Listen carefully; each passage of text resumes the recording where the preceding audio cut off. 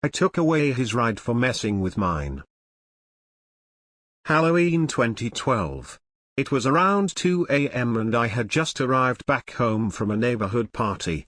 As I walked towards my house and the porch light came on, I couldn't help but notice that the left side of my car was completely covered in egg. All over the window, all over the door, all down the front windscreen and underneath the window wipers too. I was naturally infuriated, but it was Halloween after all. I had just gotten unlucky. I grabbed a kitchen roll from the house and proceeded to spend 15 minutes trying to get egg off of my car in the dark. After thinking I had finally succeeded, I decided to sit in the car with a cigarette on the driveway, and call my friend. This is where it begins. As I was sat there, I could see through the rear-view mirror a car going past my house, slowing down, turning around and driving past again. It must have happened 4 to 5 times. What if these were the people who had egged my car? I thought. I explained to my friend I needed to go, put the phone down and continued to watch this car acting really strangely on the road out front, until finally it stopped, 2 meters in front of my driveway. The engine went off, and through the darkness I could make out a tall hooded figure slowly depart from his crapmobile and walk up to the rear of my car. He was checking around him, and looking in the direction of the house, before he crouched down behind my car and went out of sight. Was this the guy who had vandalized my car? What's he up to now? Without hesitation I launched myself out of the driver's seat and charged around the side of my driveway. He was obviously not expecting that, as he bolted away from the house, and his car, down the street in a record-beating sprint. I looked down and saw 2 massive rockets, fireworks, stuffed into my car's exhaust, which he was about to light whilst I was sat in the car. By this time he was well out of sight, so I walked up to his car. He had left the window down on the driver's side. I put my head through and saw 2 sheepish chaps sitting there silently, staring at me in complete horror, and to my surprise, his car keys were still in the ignition. I quickly yanked them out and walked back into my house. I had taken his car as prisoner on my driveway. Without hesitation I was on the phone to the police. They said they were on the way and wanted to know where this guy was. By this time he had come back to the house and began banging on the front door shouting threats and demanding his keys back. Then the flashing lights came. I stood there holding his keys whilst he was swiftly arrested. For attempted arson and vandalism. Halloween was complete. I still have no idea who he was or why he was targeting me. I did get a thank you from the police because he was known to them though. The car was removed first thing in the morning, and I assume his friends bailed out the car before the police came.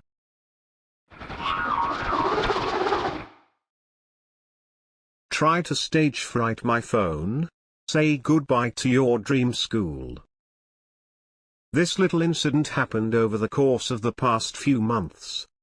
A little background, my husband and I moved to a new place and didn't know anyone there. He's really outgoing and his new job was filled with people around his age, so he made friends easily.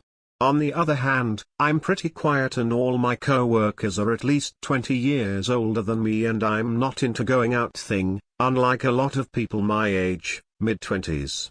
So I ended up joining a friend-finding website to meet people that way. Also, I've always had more guy friends than girlfriends because I connect with them better. Growing up with 3 brothers and no sisters will do that to you. So anyway, I start talking to this guy named John on the website and he seems really cool. As I always do when first chatting with someone on the site, I told him off the bat that I have a husband, in addition to it being in the main area of my profile. He said that he totally understood and I believed him. We eventually exchanged numbers and began to text and make plans to meet up for the first time.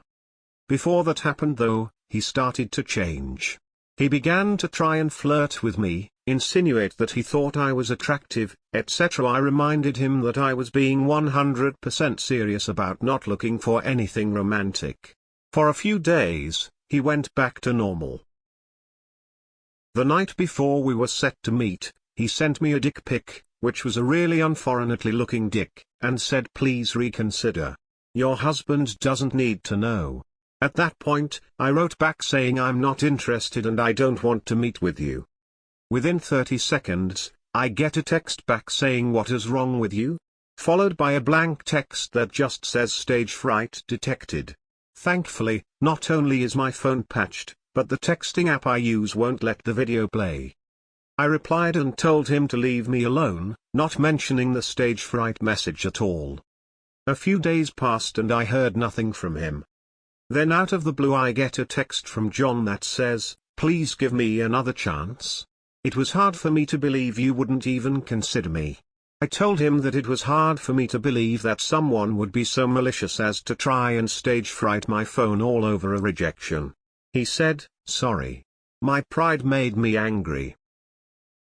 At that point, I knew I could enact my revenge. Although I only knew his first name, I was easily able to find him on Facebook through his phone number, giving me his last name.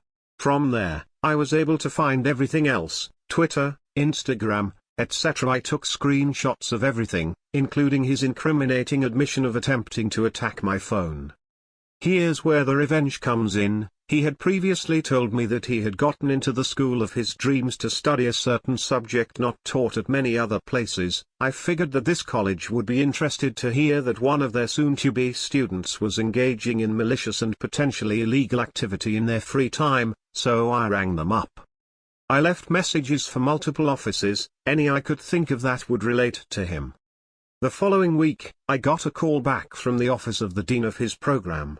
They asked that I forward everything I had to them, which I did. Then I didn't hear anything for a few weeks and figured that was the end of it, until I got a call from the dean herself. She told me that the school took my story very seriously and had decided to withdraw their acceptance of John. She said that she was happy that I came forward with what he had done because they didn't want someone whose behavior would reflect poorly on their program. I thanked her for getting back to me. I immediately checked his Twitter account. Yep, sure enough, he had made a series of depressed tweets about how his dream had been stolen from him, he didn't know what to do now, etc. I know that there are way harsher revenge stories out there, but I'm pretty proud of what I did to that asshole. Comment, like and subscribe for more great content.